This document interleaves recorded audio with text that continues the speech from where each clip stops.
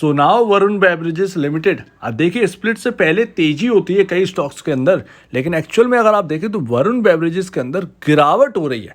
और गिरावट का अगर आप रीज़न देखेंगे तो कोई बहुत बहुत बहुत बड़ा रीज़न नहीं है।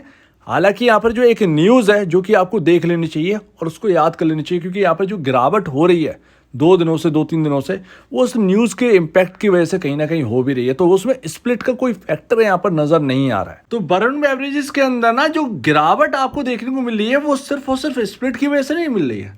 अगर आप देखें तो 2 दिन पहले एक खबर आई थी, तब से वरुण बेवरेजेस का स्टॉक ना लगातार गिर रहा है। अगर आपने नोट किया होगा, देखिए निफ्टी 50 से एग्जिट यहाँ पर हो सकता है। वरुण बेवरेजेस, जोमेटो, डीमार्ट का 11 स्टॉक यहाँ पर है, उसमें वरुण बेवरेजेस शामिल है। और निफ्टी नेक्स्ट 50 से यहाँ पर हटाया जा सकता है।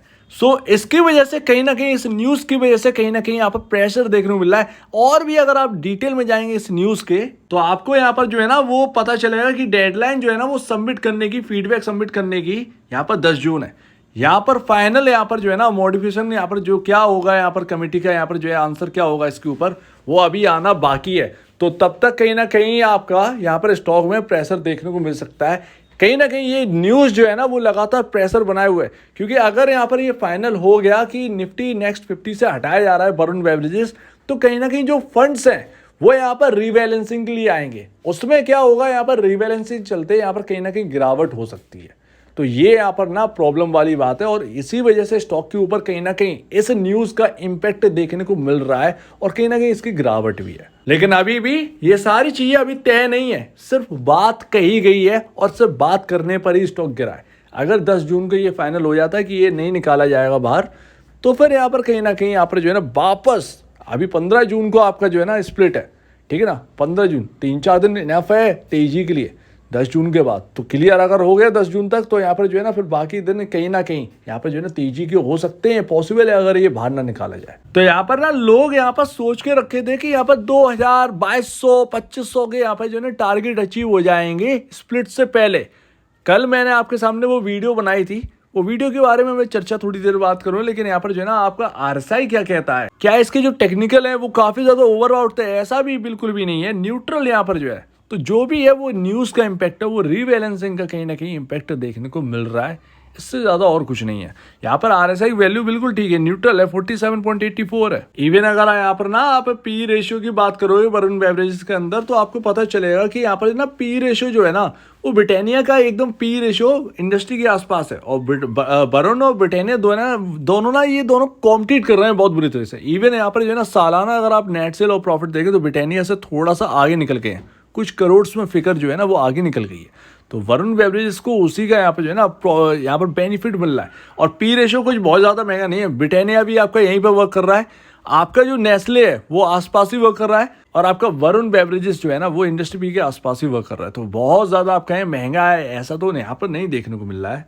तो देखिए कल की वीडियो में मैंने आपसे कहा था, जब यहाँ पर जो है ना आपने कहा था कि क्या 2500 तक जा सकता है स्प्लिट से पहले वरुण बेवरेजेस, ये एक सबसे बड़ी बात है। देखिए मैंने आपको IRCTC का एक एग्जाम्पल दिया था, और डिटेल में मैंने आपसे कहा था कि अनरियलिस्टिक बात होगी ये 2500 वाली, 2500, 2200, 2300, ये सब ना अनरियलिस्टिक बात है, ठीक है ना। ये टारगेट अचीव होना काफ़ी आसान नहीं है, राइट। तो मैंने आपसे कहा था कि अगर तेजी होगी तो वो सिर्फ और सिर्फ यहाँ पर जो आपके जो टॉप बने हुए हैं, डबल टॉप जैसा यहाँ पर जो है ना पैटर्न थोड़ा सा दिख रहा है ऊपर की तरफ, 1743 का लेवल है, 1743 का लेवल, ये लेवल निकलना है। 1743, 1747, ये जो दो टॉप हैं ये आपके निकलने हैं भाई साहब, तब जाकर यहाँ पर ना कुछ होगा वरुण बेवरेजेस के अंदर, उससे पहले कुछ नहीं होने वाला। जब यहाँ पर वरुण बेवरेजेस के अंदर तेजी होगी तो वो सिर्फ और सिर्फ इन 2 लेवल को पार करने के बाद ही होगी, और वो यहाँ पर ना अपना ऑल टाइम हाई जो है वो ब्रीच कर जाएगा 747 वरुण बेवरेजेस।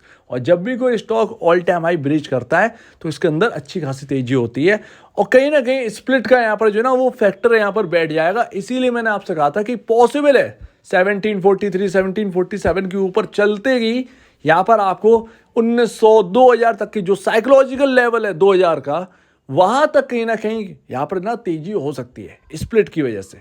पॉसिबल है कि कहीं ना कहीं तेजी हो सकती है, लेकिन अगर आप उससे ऊपर बढ़ जाएंगे तो वो अनरियलिस्टिक है, उसमें हाँ और ना वाला खेल हो जाएगा।